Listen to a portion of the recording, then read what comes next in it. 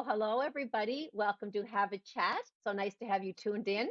I'm your host for today's show, Judy Losier, joined by my beautiful and wonderful co-hosts, Veronique Arsenault and Audrey Lynch. Hi, girls. Hello, Hi. Judy. Hello, Here Vero. we all are. We're Back in our black. again. We're honoring I Remembrance Day, know. so Yeah, that's kind of I'll have our it's a nice coffee. visual. Yeah, I think the viewers will be pleased to see us doing that. So, Audrey, on that note, you have the quote, and I don't know what it is, but I'm sure it's pertaining to Remembrance Day. Yes, actually, my quote is a little poem that I came across. Oh, I have okay. never read it before, so I found it to be quite good and interesting. Mm-hmm. It's written by Robert Lawrence Binion, and it's Mm-hmm. called For the Fallen. It Oh. says, and it reads, they shall not grow old as we that are left grow old. Age shall not weary them, nor the years condemn. At the going down of the sun and in the morning, we will remember them. Oh, wow. Gets That you right in the heart, actually doesn't it? gets, yeah, and it actually gets read at every Legion meeting. Oh, Oh, does does it, it Veronique? really? Oh, perfect. It does, yeah, it does. So I'm on the board for the executive for Legion Branch Number 3 here in Miramichi Yes. East, and so at every meeting that gets read, and at the end, so there's Mm. that last line, we will remember them, and then Mm-hmm. those gathered answer back, we will remember them as one. So it's Oh, Oh, quite, okay. yeah, it's quite powerful every time. So yeah, I was it is. glad to hear you to read it off. Very Oh, special, thank you. Audrey. Thank you. No, I love that too. It means a Well, lot. everyone And knows the Flanders Field poem is just it's so yes, well known and things like that. yes. So I was trying to find something different, and I came Mm, across this, and it really just sums it all up just so it perfectly. really, it really does. When I was in Halifax this time last year, I haven't been too far since then, let me tell you, with the pandemic, but I did make a trip with my youngest son and my husband over to visit my son in Halifax. And we were just out for dinner, and I happened to pick up this beautiful, beautiful mug. And I could not resist it. Gorgeous. Look at the gorgeous ladies. And if I turn it around, Okay. Mm-hmm. it has the planes in the background, and you can see what they're wearing, a little bit of what, and saluting. I just thought I had to have that mug. And of course, it's crooked, like my head. But anyway, the box It's was this gorgeous. lovely tribute. It is. And on the box was this beautiful little tribute. It says, the First and Second World Wars brought enormous changes to Canadian women's lives. They adapted to the conditions of total war in practical terms, working, volunteering, and serving in uniform. In the wake of war's inevitable tragedies, they also faced other challenges. The contributions made by women in the Canadian war efforts were crucial, and their experiences forged a new understanding of women's capabilities, both within themselves and within society. Isn't that lovely? Absolutely, Yes, very. absolutely. Yeah, Yeah. and when you think So, of Rosie the Riveter, right, was such an icon for mhm, that time, you know, I know. and that awakening of women's place in the workplace and in the world. Yeah. It was an amazing thing that women did, right? Like Hmm. their men went off to war, and a lot of women as well as a variety of employment, but women came out of the house. They picked up all of those Yeah. jobs that their men had done for all of their lives, and they kept our country, both our country and the U.S. going during that time, and Yeah. it's just absolutely incredible. I know. It No, makes me feel definitely. really, really Yeah. proud to be a woman, and proud of our Absolutely. women that have done all that before us. I have another little surprise. If anybody has not seen this, I don't know if I've shown it to you, Veronique, maybe through a phone picture or whatnot, but I don't think actually in person. And Audrey, I think it's a surprise for you too. Local artist Mel Rayburn, and you probably know her. She's extremely talented. Yes, I don't think she's formally from here, absolutely. but she's been here in Miramichi for quite a while. And she's a mom and an artist and well known. And she did a portrait of we three girls at Have a Chat. No, look at that, eh? Yeah, Look at she's Definitely. that. such a talented artist. Yeah, she's She such a really talented Yeah. is. artist. What an incredible job. Yeah. I know. And we're hoping, of Beautiful. course, to our viewers, I know you must get tired of watching us just kind of sitting like this from the chest up every week after week, but We're going on the show now 8 years, and we really do miss being in the studio and being in the studio with the Rogers crew directly and with our beautiful Rogers mugs. We want to thank them all for the work they do. But over the 7+ years now, going into our eighth, I'll start with you, Audrey. Do you have any moments that stand out for you, or frustrations or highlights, just anything about, like, from the beginning to the end, what kind of pops into your mind about being a co-host? Um, for me, I'd have to say I definitely I miss doing the shows live. I really do. Mm, yeah, It was the excitement and yeah. everything that goes with that. It's almost like stepping on stage when you're doing something live. And Judy, you would know Hmm. that. You've done theater. Veronique, you step up, Hmm. and speak Hmm. at meetings and different functions. Yeah. So that excitement of that is, I find, so thrilling, and I truly, truly miss that. And then all the little Hmm. things that happen that are unexpected. We've had Yeah. lights blow Yeah. out while we were live. We've had Yeah. the phone ringing off the hook Oh behind us. yes. Yeah. Even when it got Uh-huh. answered, it would still ring. We've had Yeah. words that we probably should have bleeped. Just all of that part of the show that makes it so much fun and so exciting to do with the both of you. I Yes. really, really miss it, and I can't wait to get back to that. Those are my favorite parts of doing the show over the years. Oh, Veronique, any thoughts from all these? I'm going to say it's been a long time that we've been doing it, but what It about you? has. It has. It's hard to believe sometimes that we have been together for this long. And we started one day because Audrey was hosting Drop Line on Wednesday Hmm. nights, and you Mm-hmm. and I in Right. 2011 went on her show to promote the Dragon Boat Festival, the very first Dragon Boat Festival. And Yes. our producer at the time, Yes. Stacy, said, "You guys should do a talk show." And we said, "Oh, sure." And it took a few Uh-huh. years. We didn't get on the air until 2014, but Yeah. it's amazing to me that we've been together this long. It's amazing to me that Hmm. we film about 45 shows a year, Mm-hmm. We completely do. volunteer work, and that we've been so lucky to have some incredible guests over the years, Yes. We and some Yes. have. really powerful stories that people have shared. And it amazes me still every day when we get guests who will come on and share their incredibly personal stories, right? Hmm. I think back Definitely. to Hmm. Kaylin O'Kane. Definitely. Kaylin O'Kane Mm-hmm. shared his transition story. Colette shared her abuse survivor story. We've Hmm. had lung transplants, survive, like, just so many Yeah. things, and people have been so Yeah. open, and I love that about our show. Yes. It's I mean, listen, I've made, I've embarrassed myself at times on the air, and I've, done stupid things, Me too. Me but too. Me too. I've done that too. and I was pretty sure that when the light blew up, my hair was going to catch fire and Oh, because I yeah. got a lot of hair, right? And there's a lot Yeah. of product in there. So, but you know Yeah. what? It's what I love the most is those people that'll stop me on the street or at church or in the grocery store, and they will say, "You know what? I watched the show with my granddaughter, and we got to have a conversation about what it's like to come out when you're Oh, young." Or I loved learning about yeah. how to make a wreath. For years, Angie from Country Floral came back into the studio to show us what was hot in Hmm. flower making, or how to make a wreath. Yeah. Or I like just all of those little stories that people stop and Yeah. tell me that the show Yes. has affected them. And Yeah. I think that's probably my favorite part. Yeah. And I will say, between the three of us, which is vital to anything that works well, on stage, on air, radio, you have to have a chemistry. And I feel that True. chemistry with you girls.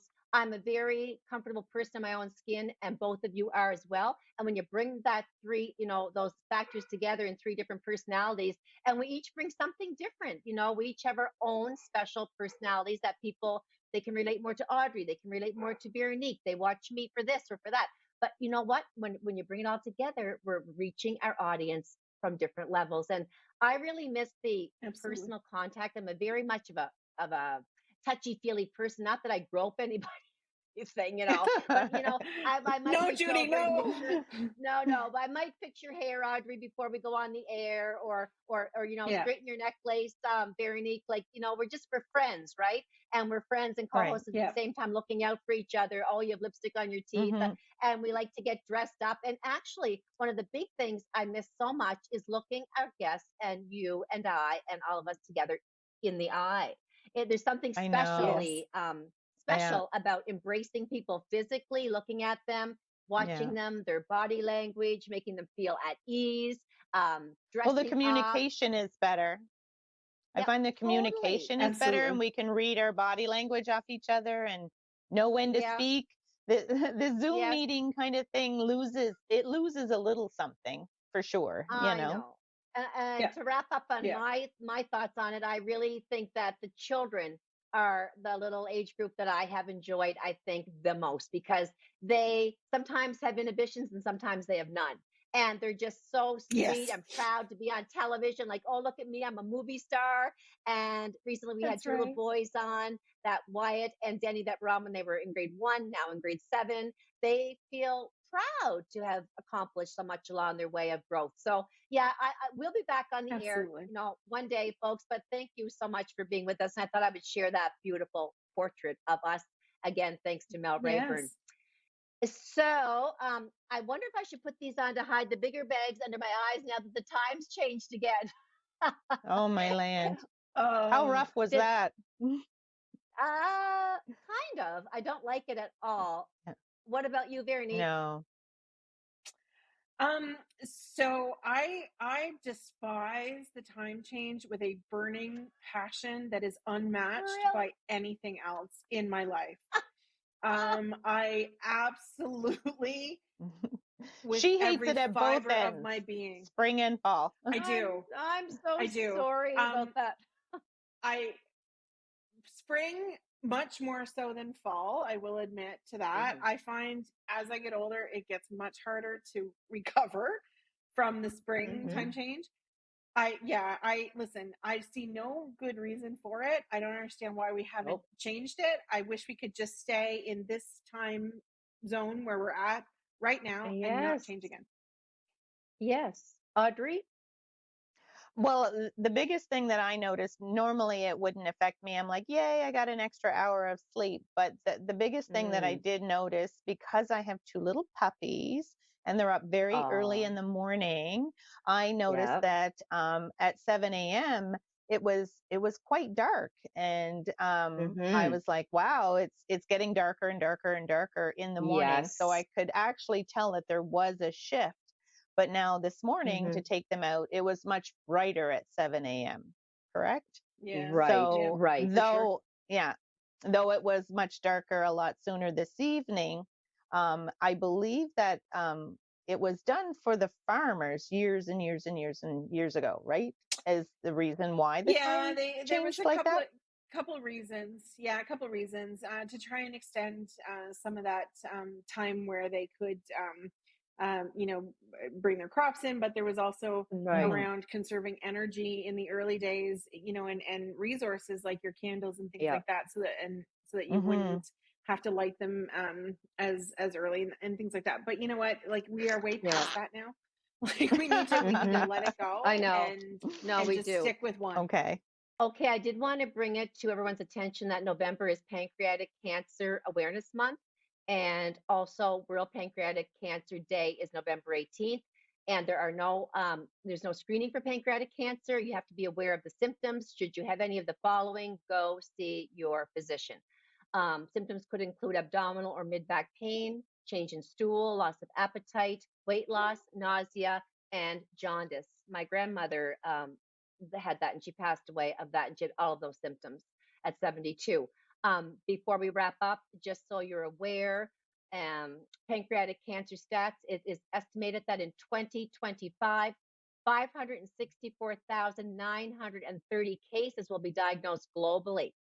So the members are working hard to change the statistics out there in the medical field, and let's just pray for all those that may be suffering with this or worried about what symptoms they may have, that hopefully it's not a pancreatic cancer, which is definitely on the rise, a more prominent cancer.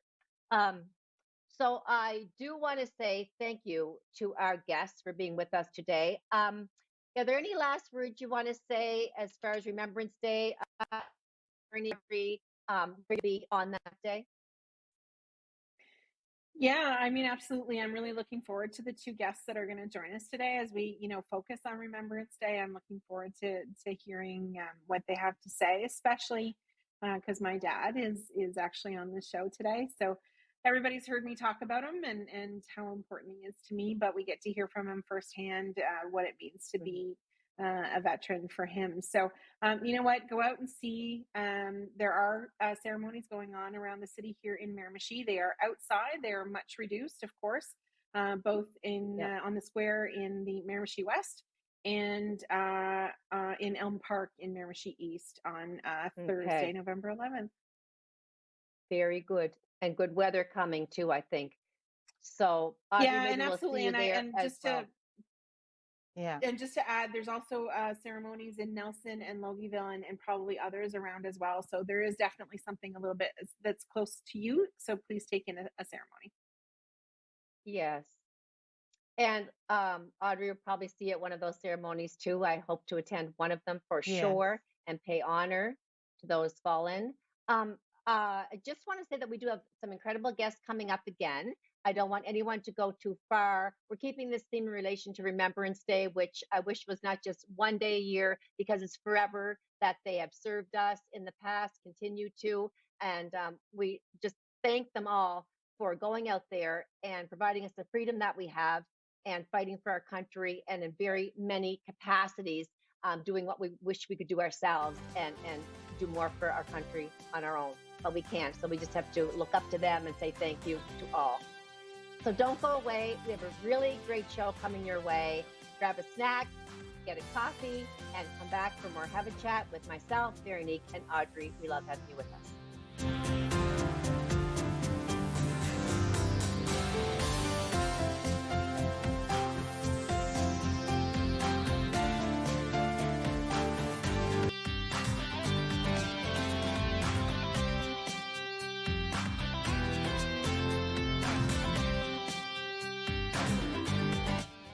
Well, thank you for coming back to join us for more Have a Chat. Again, I'm Judy Losier, your host for today, joined by my beautiful co-hosts, Audrey Lynch and Veronique Arsenault. And we are very, very proud to bring on our set now, virtually, of course, Brandon Savage. And he is a high school teacher at Miramichi Valley High, and that is in the West District of our city. And he's a history teacher, so we're enthused to have him. And he's a very well-known and enthusiastic guy himself. So Brandon, for those who don't know you, tell us a little bit about yourself. Well, born and raised here in Miramichi, and married to my beautiful wife Lisa for the last 14 years and going. Two girls, Lauren is 11 and Elaine is 9. And I've been teaching at Miramichi Valley for almost 15 years now in the education field. So wonderful. Thanks for doing that. Education today is a huge thing, and we know that you're doing a great job. It's gotten around. The word's out. Thank you. Well, thank you. Now we know, of course, that we're all living through the pandemic these days, and regular life is tough enough. But tell us a little bit about what it's been like for you as a teacher throughout the pandemic, and how you've been doing it. Well, it's definitely been a challenge. I mean, I think any profession, occupation, way of life in society today has been a challenge in the last couple of years. But definitely we've had our obstacles. It's been quite a transition to go from being the personal experience that a classroom provides to that of online learning. And I mean, in a lot of ways, there's been some positives. I mean, we remain connected with our students even during these trying times, and keep at least some degree of normalcy, but at the same time, it's obviously not the most ideal circumstance to do so. But you think when compared to many other nations around the world that have essentially closed their doors on their classrooms and haven't had the ability, we are kind of fortunate that we're able to keep some degree of normalcy. But it's definitely not without its challenges, for sure. No, I huge can challenge. imagine. Yeah, I can only imagine. Brandon, can you tell us, did you know at a very young age that you wanted to be a teacher? And when did you specifically know that it was history that you wanted to teach?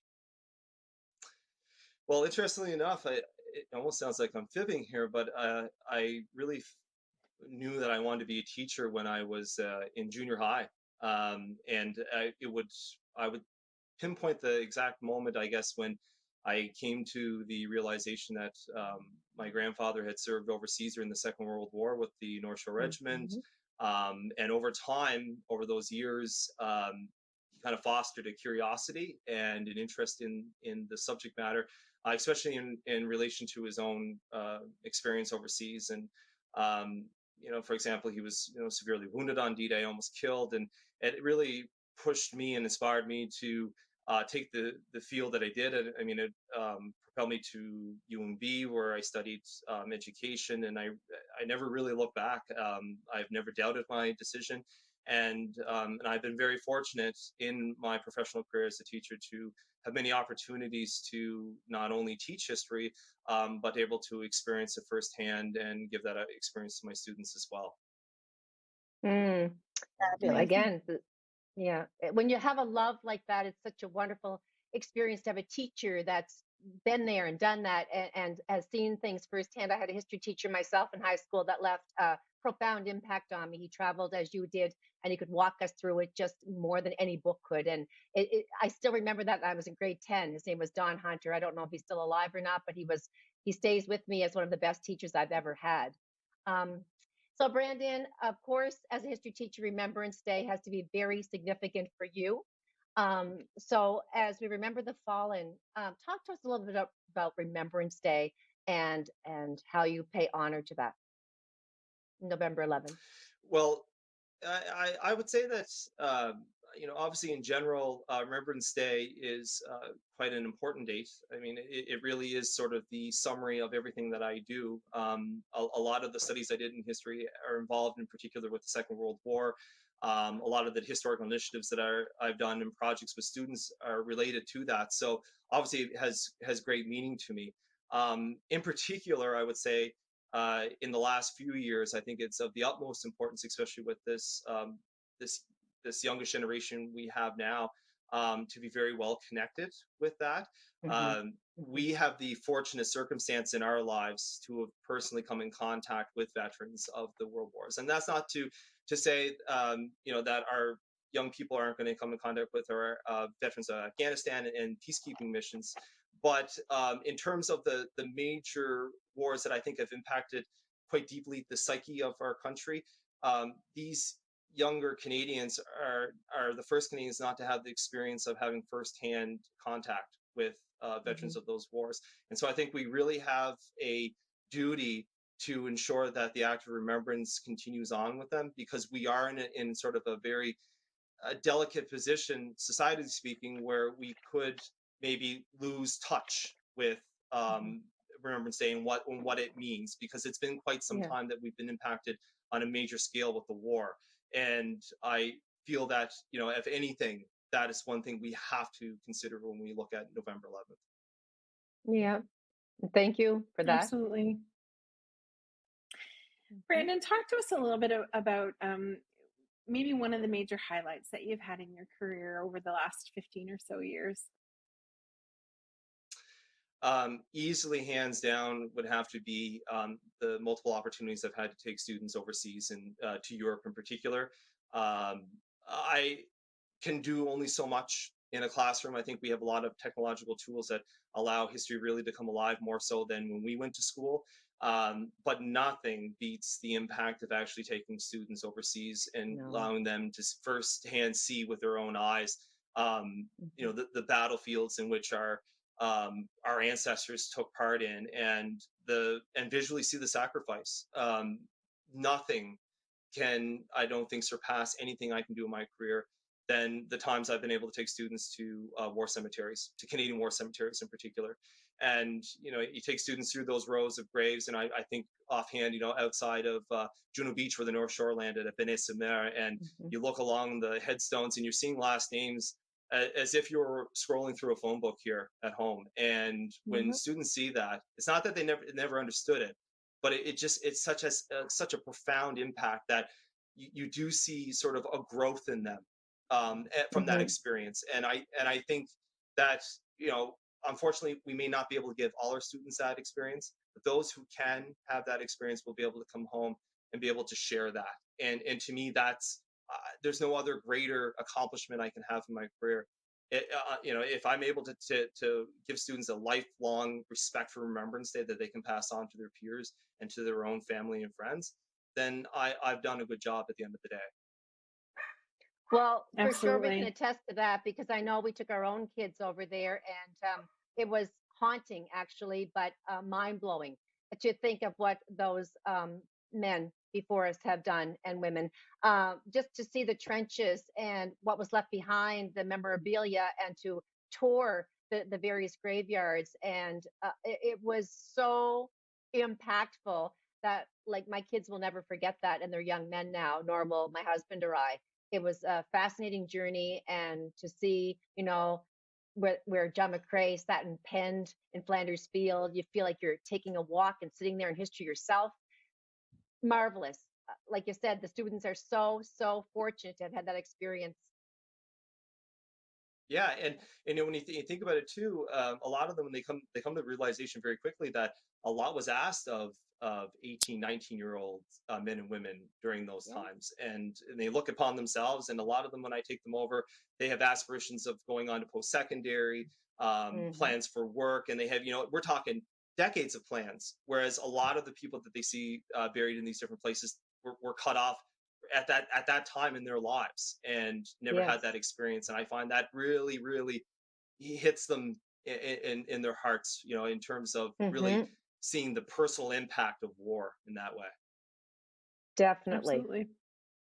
Brandon, having taken hundreds of students overseas, along with quite a few of your fellow staff members, what are some of the things specifically that stand out the most? Is there a place or something that happened, or some specific thing?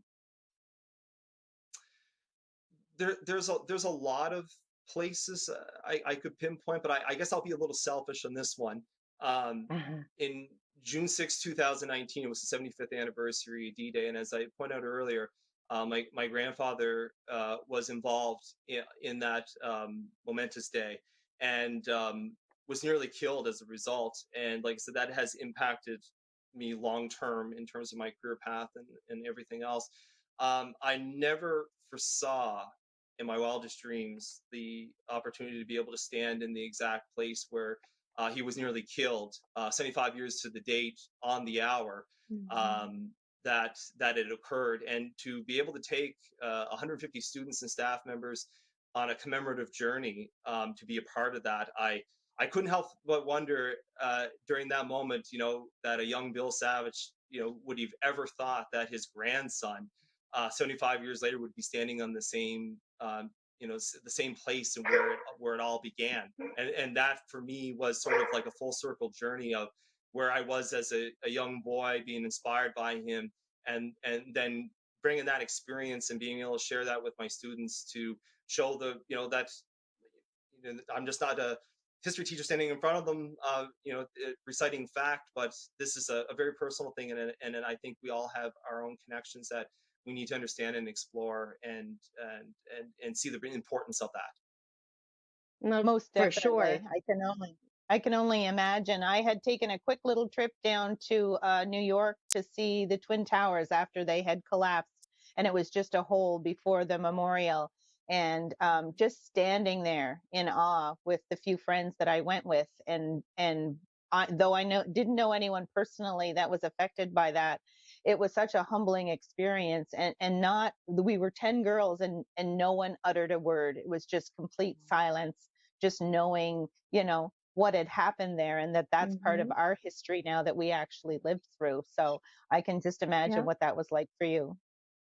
Yeah, to be exact, and that very, very spot, and to be able to share it with your own family members too, your relatives, and bring that back to people that you know, that are in relationship to your grandfather, great grandfather. Was it Brandon or Grant? Yes, yes, My grandfather, yeah, and again, yeah. I feel kind of selfish to bring that up, but I mean, there's so many moments I could No. take up maybe half a dozen shows on you, from the experiences that I've had, but just I guess on a personal level, Yeah. that to me it's just brought everything full circle, and there's more to this Yes. journey. The journey didn't end there; it's just going to take another path, and we've made lots of fabulous connections over there with friends in France and the Netherlands that are very much connected personally with Mm, our own men and women who helped liberate them 75 years ago.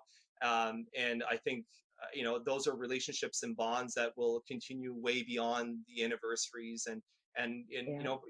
into the future. Most definitely. Brandon, it must have been quite a huge undertaking. I know that you went with a few fellow staff. You might want to mention them or elaborate how many there were alongside yourself, but to go overseas with a huge amount of students, teenagers. Tell us about that, and if they lived up to your expectations, or if you were worried or had any hassles.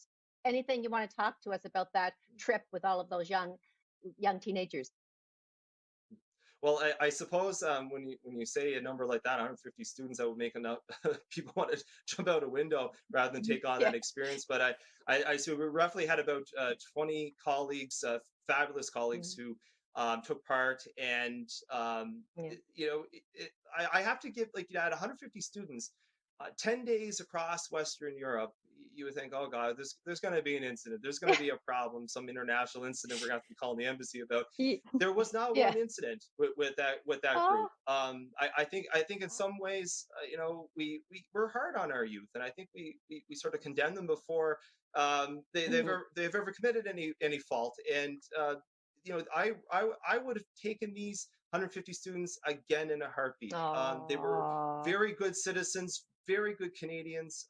They really understood the gravity of the kind of trip they were involved, and Mhm. they held themselves to a high degree. And I commend them for that. I commended for that at the end of the trip, and I still do, and I echo that their praise. We did a lot of ceremonies. June 6th, when we were there, we started at the beaches in the morning, the same time they landed, and we went all day till 10 o'clock in the evening, and it was commemoration after Wow. commemoration. I mean, and I know it was probably intense, but it's a once in a lifetime thing, so you hate to miss out. Mhm. But they soldiered right through that, and they were the most impressive. They represented our community so well, and I don't think they get enough credit for that. Our youth are No, they're good people. They're good people, good citizens. I they think are. They're sometimes my we favorite. remember, Yeah. yeah. I think sometimes we remember what we might have been like at that age and think, well, if we probably wouldn't have been all that well behaved, so it would probably be the same for the young ones now. You, I know, me, I you, know. I'm Verity. talking about myself. I'm talking about myself. Um, so Brandon, with Remembrance Day coming up, and we know how important it is to your family and to all of us as well. So what are you going to be doing this year on Remembrance Day? Well, unfortunately, with COVID, I mean, obviously it's restricted again and sort of toned down. I know that I'm working along with my colleagues Chris Masson and Brett Cameron at the high school to create a virtual ceremony. So that'll probably take most of my time, and that's what we've been doing to sort of adapt to make sure that even though we can't do it in a ceremony per se in our schools, especially again this year with the ongoing work disruption, that we still keep Remembrance Day alive. And so that will be that will keep me plenty busy during that time, and I'll definitely be making time where I can to give thanks and honor those who've sacrificed so much for us. Beautiful. So I guess we're just about to go to break. Any last words to anybody out there, any of the students or fellow staff that might be listening, messages about what, being a history teacher means to you, just in a nutshell? Um, Well, you throw me a curveball there.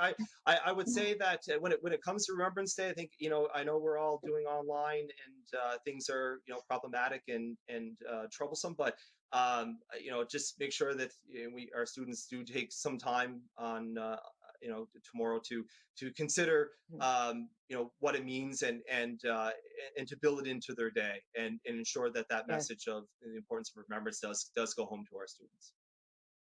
Thank you so much, Brandon, for all you do, for all you've shared with our viewers and us today. We thank you for taking time out as a busy history teacher, and we wish you many wonderful adventures in the days ahead, and may God bless you in all of it. So thanks again, and nobody go away because we're going to cut to break and come right back for more Have a Chat.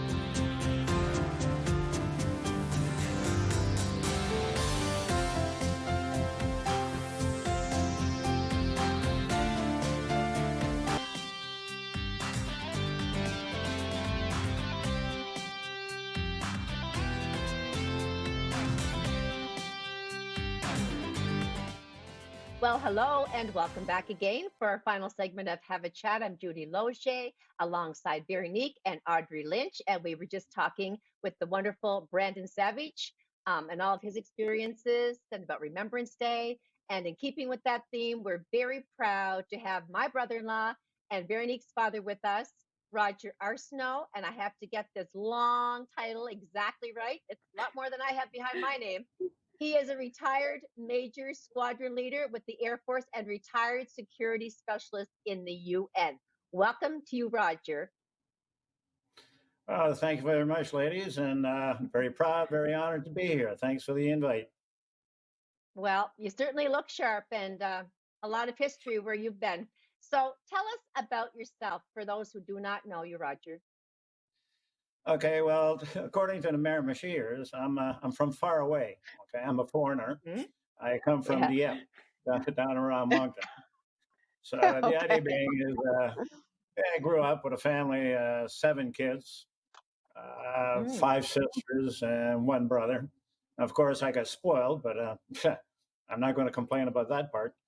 The thing is, I can kind of relate to what Brandon was saying about his great grandfather and whatever, because we have to realize, or I only realized later on, that Mom and Dad were born in 1901.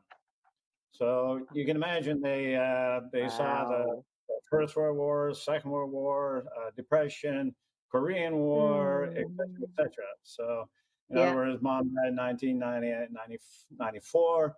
Dad lived until he was 100 years old, et cetera. So they have quite an experience. Even that, I want to show that Dad was also, part of the military. He won his share of medals, etc.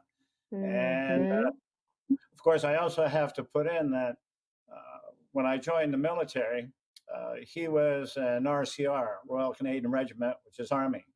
I joined the Air Force, and he says, "What the heck? The Army wouldn't have you?" And, there was a little rivalry there, a little rivalry. Yeah. Roger, can you tell us at what age did you actually join the military? Well, I'll let you do the math. So, in other words, I was born in 1945, but I joined the Royal Canadian Air Force in 1964. Okay, so I served in various. In other words, I never had the same job twice. But I joined up as an aircraftsman first class, which is the lowest of the low as a private. I became what is called a mobile equipment operator, which means that they trusted me with graders, bulldozers, buses, etc., anything on wheels and tracks. So then, with a massive push, and I lay it all at her feet from my wife, Jacqueline. She convinced me that I wasn't too stupid to get some education. So I turned around and through summer school and night school, I finished off a degree. And now, since I became a bit dangerous as an NCO, they decided to make me an officer. And that's where a second career kind of blossoms. Okay. Oh, sorry. With the military, I was very, very fortunate in the sense I served in various places in Canada, of course, but one of the highlights is during the Cold War around the 70s, we ended up serving in Germany, where all of a sudden I became Vero's dad, which is a title that I Ah, still like in Miramichi. Okay. So yes. therefore, she was born in Germany, uh, but that's another story altogether. And from there, again, serving in various capacities, one of my highlights is the fact that they selected me to go to the Middle East at Mhm. the ebbing of my career, at the end of my career. And I ended up in the Middle East, where I served 4 tours. And therefore, that's how come I ended up being able to wear the blue beret. In the meantime, also, I came back, and that's where almost my third and fourth career took blossom. Is that where I met people that got me into the United Nations? Yes. So when did you join the United Nations, Roger? And maybe you could talk to us. I know we don't have a whack of time, but just kind of give us, speaking of highlights, some of your experiences there and when you first joined. Okay. Again, it's one of those things. Like I was very proud to wear the blue beret when I was with the military and on the Golan Heights, and we were there for the conflict between the Hezbollah and Israel. They call it the Grapes of Wrath. So this is where we Oh, got into the business of being security officers. mhm. So when I retired from the military, I didn't have, the old saying, forgive my language, a little pot to pee in. And I didn't know I didn't have any kind of direction. I was still a relatively young man at the ages of 50, 51. And the United Nations gave me a call from New York. And they said, Mm. "Oh, how'd you like to come and work for us?" And I thought they were joking. But before you knew it, in 10 days, I was in the former Yugoslavia. Okay. So that kind of Wow. I ended up Rapid. there, and I Yeah. thought I was only going to stay for about 3 or 4 months. But this is where, again, I don't know if you can see this. I brought Mm. over some visitors.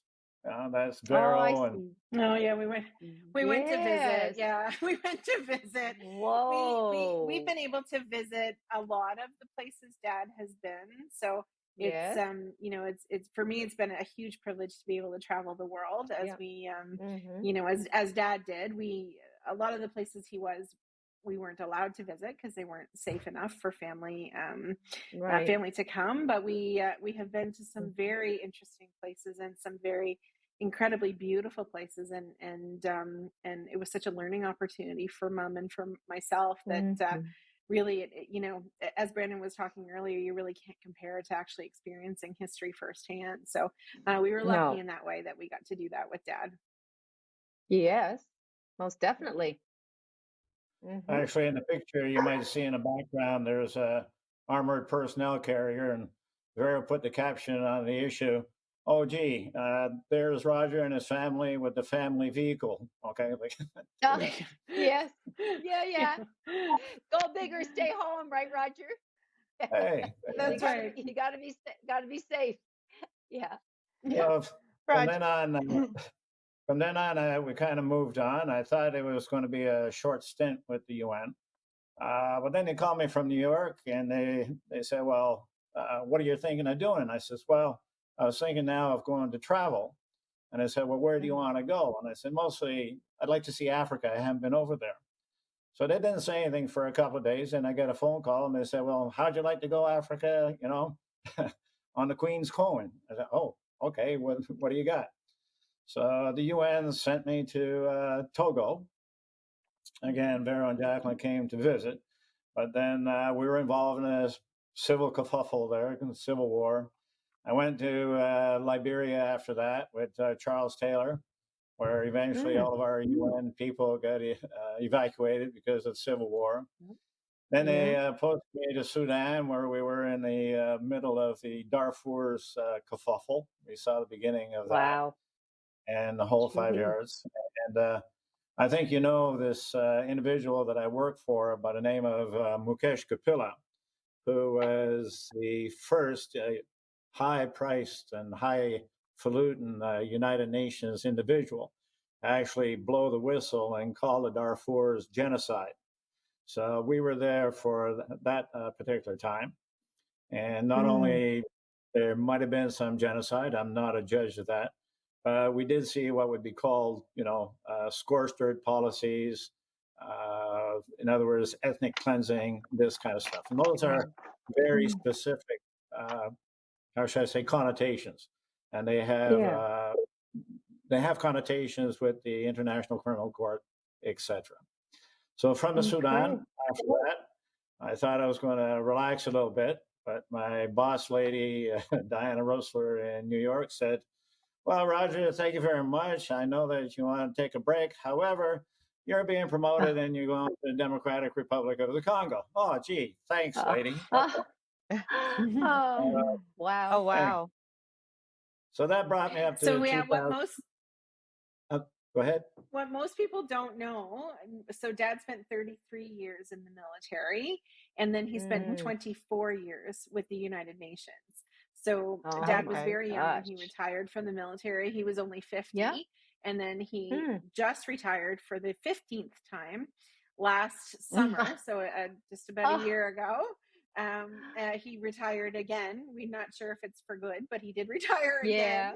After having spent 2 years in the Democratic Republic of the Congo again. So he went back for a second tour there. So he has spent the better part of his whole life serving his country. I know, Well, and I couldn't be more proud. With this being, Roger, with this being Remembrance Day week, and it's coming up in just a couple of days, can you tell us a little bit about why it's so important to honor and observe Remembrance Day? Okay, now I hope that this has been or is going to be a bit of a privileged platform, only because I'm going to inject my own feelings about Remembrance Day and what it means to me. Okay. Now I can actually relate to Brendan when he said that when he took his students and everything else. On the 75th, I also took a trip to France. Okay, where what he was talking about the beaches of D-Day, that was Juno Beach, etc. So to honor my father, etc., because of his service, I went to Juno Beach. And did my own little private ceremony. Went up to Dieppe, which is also a major kerfuffle that Canadians were involved, according to, and we all do. We all owe Winston Churchill for that little kerfuffle. And then went up to Vimy Ridge, which I think, Judy, is what you were referring to, and which is also part of the not on Flanders Field, but it's what it's all about. And what I'm saying is that the Canadians in all of those areas distinguish themselves beyond belief. And some of the hills, particularly in Vimy Ridge, the Canadians, how should I say, nobody had advanced inches during the battle, the First World War, etc. Canadians came out and took it. So in other words, that's why we are such honored people in France and other areas about even Vimy Ridge. So let me go back a little bit to what I say, what it means to me. A little bit of history, and Brandon, of course, knows this, is that it's the 11th hour of the 11th month, and whereby armistice was signed. So at first they were starting to call it armistice. It was supposed to be the war to end all wars. Guess what, folks? That didn't quite happen, as we all know. We're part of history. We are destined to repeat it, etc. Second World War and everything else came about. So the idea being, back in 1934, I believe, pardon me, they changed the wording to Remembrance Day. And the reason being is that now they wanted to honor the veterans. And a veteran nowadays for us in Canada means anybody who has served in the military, etc. But we also recognize veterans in the police, RCMP, police, and anybody who has served in the service of peace. We have veterans from all over the place. So now Remembrance Day, I encompass even more. When we talked about our families, the men, women who stayed behind, the women who took up the task of after the First World War, worked the factories, stayed home, kept the home fires burning, etc., became the nurses, became serving members of the military, etc. I honored all of those as Remembrance Day. They're all part of the part and parcel. What really ticked me off a little while ago is some group, and of course, you know, everybody has their opinions, but these groups tried to convince people that we should stop Remembrance Day because it honored war.